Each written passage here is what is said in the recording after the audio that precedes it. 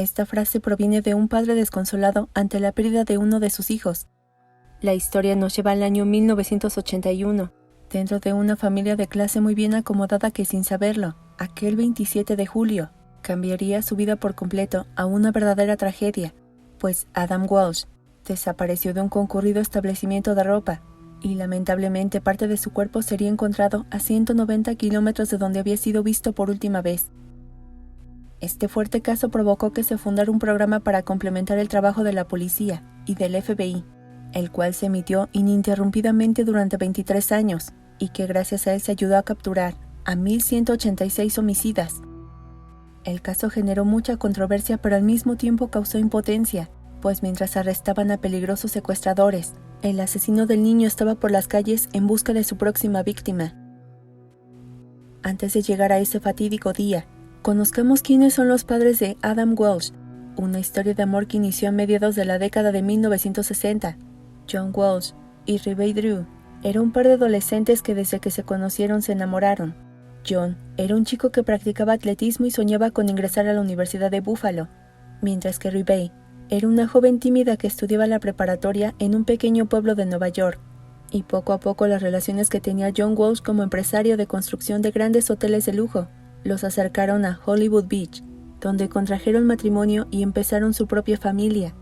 Ya para el 14 de noviembre de 1974, su amor comenzó a rendir sus primeros frutos con el nacimiento de su primogénito, al que llamaron Adam Walsh, un nombre que hacía honor a su abuelo, el veterano de la Segunda Guerra Mundial que había perdido la batalla contra el cáncer pocos meses antes a su nacimiento. Adam, contaron fuentes cercanas a sus padres, tuvo una bella infancia llena de amor, pasión por el béisbol y los videojuegos. Se podría decir que eran una familia perfecta, hasta que un inocente descuido los llevó a vivir una eterna pesadilla que hasta hoy aqueja a su padre. Todo sucedió con esta frase, que Rebecca Drew dijo a su hijo para permitirle permanecer en el área de juguetería dentro de una tienda departamental. El menor quería ver cómo se divertían otros chicos más grandes que él jugando con unos videojuegos Atari, los cuales estaban en promoción. Era muy raro que el matrimonio le negara algo, así que al verlo tan entretenido y entusiasmado, decidió que podía dejarlo por unos minutos mientras iba a buscar algo para la casa. Le pidió que se quedara esperándole en el lugar, y Adam con una voz tierna respondió sin voltearla a ver. Este sería el último momento que tuvo con su hijo, pues tras encontrar los productos que buscaba, Rebecca comenzó a buscarlo por toda la juguetería, pero Adam ya no estaba, al igual que los adolescentes. Desde las 12:05, la mujer se había demorado unos 10 minutos, así que si se había extraviado no estaría muy lejos, por lo que lo buscó por los sectores cercanos. Desesperada gritó su nombre, y nada. Por lo que de la angustia pasó al terror, pues estaba segura que alguien se lo había llevado. Tenía 6 años y pocas veces llegó a visitar esta tienda departamental, por lo que se dirigió al mostrador de información alterada y pidió que lo llamaran por los altavoces del lugar, a lo que los encargados del sitio le dieron el micrófono para que ella lo hiciera. Repetía su nombre y le dijo que se acercara hasta el mostrador donde ella estaba. Le prometió que no lo castigaría, solo quería tenerlo con ella, y aunque se encontró con su suegra Jean, quien se sumó a la búsqueda, Adam seguía ausente a las 13:55. Rebecca pensó que eran intentos inútiles y llamó a la policía. Ellos, una vez que estaban dentro de la tienda, interrogaron a los encargados del sector de juguetería, quienes informaron que un guardia de seguridad había echado a varios jóvenes del local porque estaban haciendo lío. Indicó que se habían dividido en 2 grupos y los había hecho salir por puertas diferentes para evitar peleas. Aquí vino una angustia más para Rebecca. Quizá los había seguido, al creer que el guardia también lo había echado, y por no desobedecer salió de la tienda, una conclusión que también fue compartida por los investigadores. Pero lo que realmente preocupaba a Rebecca es que si salió por la puerta equivocada con el resto de los chicos, y una vez que los más grandes se dispersaron y se fueron, se habría quedado solo en el estacionamiento del lugar, y por ende, se habría convertido en el objetivo de cualquier persona que buscara sobrepasarse con el niño. Y antes de que pasara a mayores, la noticia se publicó inmediatamente en medios nacionales, pero en aquel entonces no existían las abundantes cámaras de seguridad que hay hoy instaladas tanto en tiendas como en las calles. Los padres no sabían cómo actuar, solo hacían lo que los oficiales les pedían y esperaban pacientes alguna noticia. 14 días más tarde, Específicamente el 10 de agosto, el detective Ralph Vladimir y su compañero de equipo se toparon con un siniestro hallazgo en un canal de drenaje en Vero Beach, pegado a una autopista y a unos 190 kilómetros de aquella tienda ubicada en Florida. Lo que encontraron era la cabeza decapitada que pertenecía a un menor de edad. De inmediato se envió un perito forense para que fuera analizado, y horas más tarde el alguacil del condado de Indian River confirmó a los padres que esa cabeza pertenecía a Adam Walsh. Sus padres suplicaban que se las entregaran, pero la policía se negó a dárselas porque las necesitaban para hacerle estudios, por lo que los padres de Adam, John y Rebay, tuvieron que enterrar un ataúd vacío, ya que su cuerpo nunca fue encontrado. La noticia causó impacto social y muchos padres temieron por la seguridad de sus hijos. ¿Cómo era posible que un niño fuera secuestrado al mediodía de una tienda departamental cercana a la ciudad de Miami? ¿Acaso se trataba de un asesinato al azar? Y lo más aterrador es que nadie había visto algo. La ciudad había dejado de ser segura, y la forma en cómo lo habían asesinado bajo la asfixia y posteriormente la decapitación les dejaba en claro una cosa, que era un criminal perverso y muy peligroso. Quizás piensas, ¿cómo es posible que se dejara un niño por más de 10 minutos en una tienda departamental?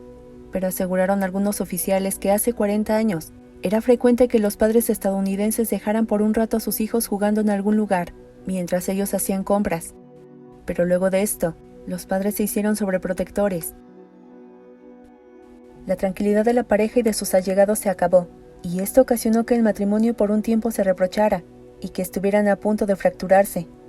Y esto también se vio reflejado en sus negocios, pues antes que el menor fuera asesinado, John, de entonces 35 años, con 2 socios más, esperaba la construcción de un hotel en las Islas Bahamas, que implicaba una inversión de $26 millones.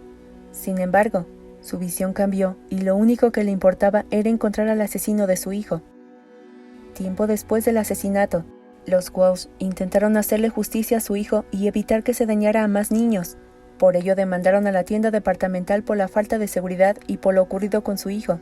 Pero en su defensa la compañía mostró pruebas de que Adam no se había quedado solo por 10 minutos como Rebay aseguraba. Calcularon que la madre se había demorado unos 90 minutos.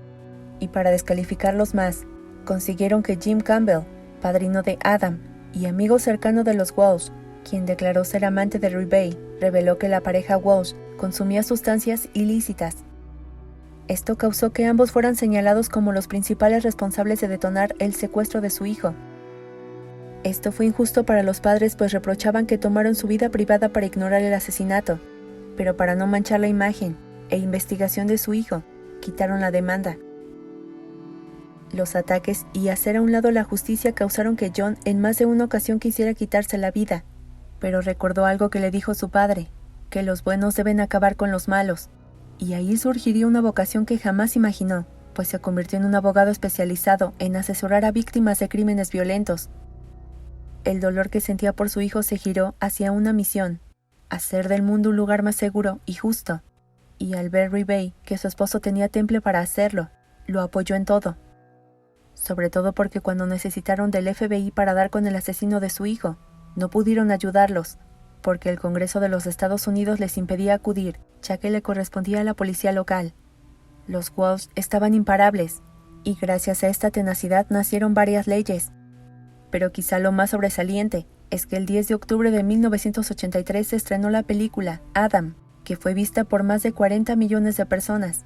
Y menciono esta situación porque por este film, en donde se mostraron a 55 niños desaparecidos, 13 de ellos fueron localizados.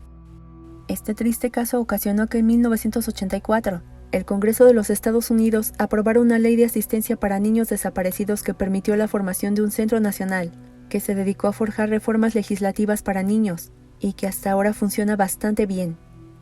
El Congreso norteamericano también aprobó en julio de 2006 una ley de protección infantil llamada como La Víctima. En ella se propuso que se creara una base nacional en donde estuvieran plasmados datos de pedófilos y de personas violentas que representaran un peligro para la niñez. También se creó lo que se llama Código Adam, un protocolo para localizar con rapidez a niños que se reportaban como perdidos en cualquier local comercial. Y de los primeros centros comerciales en emplearlo fue Walmart, y posteriormente le siguieron 90,000 establecimientos más dentro de la Unión Americana. Prácticamente consistía en que si había un niño perdido, inmediatamente se bloqueaban todas las salidas del lugar y se colocaban empleados de la tienda en puertas principales para evitar que alguien se lo llevara. Pero esto no dejaba del todo tranquilo al padre de Adam. Así que pensó, ¿y si millones de personas en el mundo pudieran ver las caras de criminales que hay en las calles? Lo cual le dio una idea que nunca antes a alguien se le había ocurrido, y pudo materializarse en 1988, cuando John se convirtió en el conductor y productor del exitoso programa de televisión, Los Más Buscados de América. John, a través de su programa, intentaría atrapar a los asesinos más buscados del país con la ayuda de los televidentes, y conforme el tiempo pasó, los resultados comenzaron a verse. La emisión tuvo 26 temporadas y estuvo al aire ininterrumpidamente durante 23 años, y luego volvió varias veces más para ponerse al aire hasta 2021, incluso cambió de nombre, pero siguió persiguiendo a los malos que el FBI tardaba años en hallar.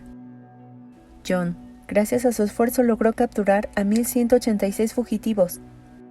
Varios casos quedaron en su memoria, pero hubo uno en especial que hasta la fecha le hace un nudo en la garganta, y a quien me refiero es a Jesse Dugard, que se atrevió a confesarle lo siguiente.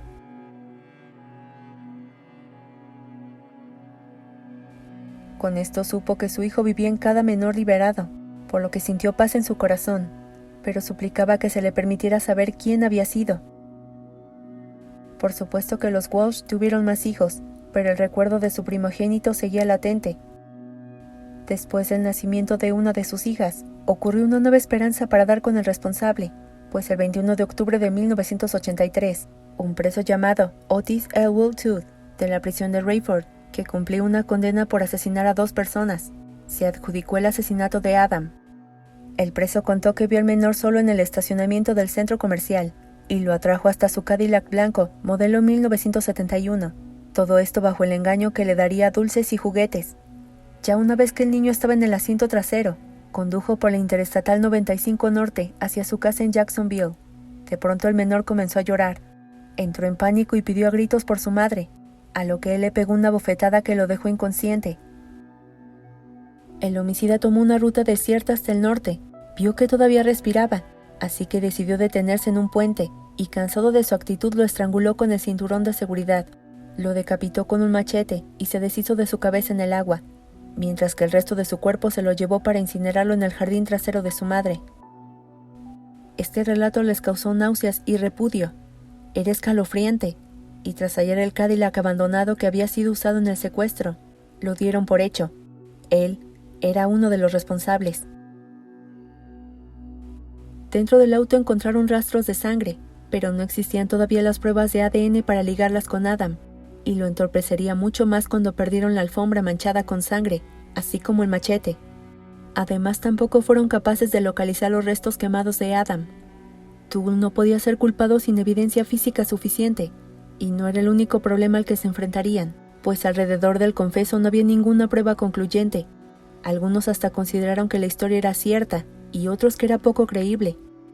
Pero lo más indignante fue en 1994, cuando el FBI y la Policía Estatal de Florida se deshicieron de todas las pruebas que involucraban al auto del homicidio, así que fue completamente restaurado y vendido.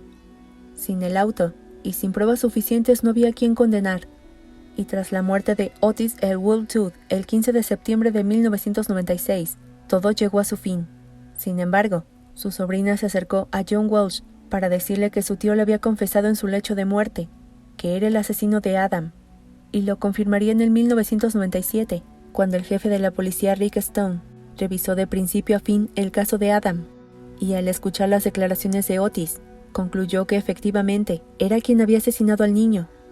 Incluso quisieron involucrar al asesino en serie, Jeffrey Dahmer, quien por aquellos años asediaba a personas indefensas, pero el hombre lo negó rotundamente, asegurando que no tenía miedo de decir a quién había asesinado y que el niño no estaba en su lista de víctimas. John Walsh cree con convicción que Otis Toole es el verdadero asesino, por lo que el caso ya está cerrado, pues el responsable ya no está en este mundo. John Walsh continúa trabajando con víctimas de delitos violentos y aseguró que siguen habiendo fallas en el sistema de investigación norteamericano, de ahí que muchos niños fueran secuestrados y no volvieran con sus padres. Y quizá lo más doloroso es que John cuenta con 77 años y una fortuna de $20 millones, pero se siente destrozado, pues nunca pudo darle a su hijo la justicia que merecía. Su único consuelo es que logró capturar a miles de violentadores de menores de edad, y que ante el caso de Adam, existe una base de datos donde están registrados casi todos los abusadores infantiles. Y continúa repitiendo desconsolado: